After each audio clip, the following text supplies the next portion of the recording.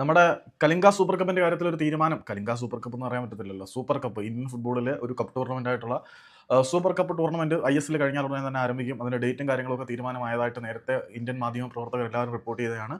ഏറ്റവും കൂടുതൽ വിശ്വസിക്കപ്പെടുന്ന സ്രോതസ്സുകളിൽ ഒന്നായിട്ട് പരിഗണിക്കപ്പെടുന്ന മാർക്കസ് മർഗുലോ ഏകദേശം ഒരു അരമണിക്കൂർ മുമ്പ് ഒരു അരമണിക്കൂർ മുമ്പ് ഒരു ട്വീറ്റ് പുറത്തുവിട്ടിട്ടുണ്ടായിരുന്നു. പുള്ളി അതിനകത്ത് പറയുന്നത്, നാളത്തെ ദിവസത്തോടു കൂടി സൂപ്പർ കപ്പിന്റെ വേദിയുടെ കാര്യത്തിൽ അന്തിമ തീരുമാനമാവും. ഒഡീഷയിൽ വെച്ചിട്ട് ഈ ഒരു സൂപ്പർ കപ്പ് നടക്കാനാണ് സാധ്യത വളരെ കൂടുതൽ. എന്നിരുന്നാൽ പോലും കൊൽക്കത്തയും ഗോവയും വേദികളായിട്ട് പരിഗണിക്കപ്പെടുന്നു എന്ന് പറഞ്ഞിട്ടുണ്ട്.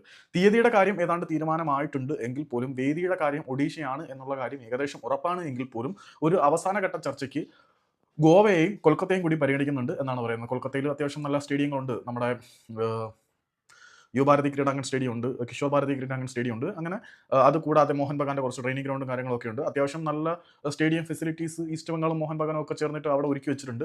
പിന്നെ കലിംഗയിലേക്ക് നോക്കുകയാണെങ്കിൽ, അല്ലെങ്കിൽ ഒഡീഷയിലേക്ക് നോക്കുകയാണെങ്കിൽ, ഒഡീഷ സ്പോർട്സ് മിനിസ്ട്രി നല്ല തരത്തിലുള്ള കുറേ അധികം പരിശീലന സൗകര്യങ്ങളും ഗ്രൗണ്ടുകളൊക്കെ ഒരുക്കി വെച്ചതുകൊണ്ട് അവിടെയും ഹോസ്റ്റിങ്ങിന് പറ്റിയ ഒരു ഏരിയ തന്നെയാണ്. പിന്നെ ഗോവയിൽ ബയോബബിളിൽ ISL നടത്തിയത് കൊണ്ട് തന്നെ അവിടുത്തെ സ്റ്റേഡിയങ്ങളുടെയും ട്രെയിനിങ് ഗ്രൗണ്ടുകളുടെയൊക്കെ അവൈലബിലിറ്റിയെ കുറിച്ച് നിങ്ങൾക്ക് എല്ലാവർക്കും അറിയുന്നതാണ്. ഇപ്പം ഒഡീഷയിലായിരിക്കും കുറച്ചുകൂടെ സാധ്യത കൂടുതൽ എന്ന് മാർക്കസ് മർഗുലോ പറയുന്നുണ്ട്.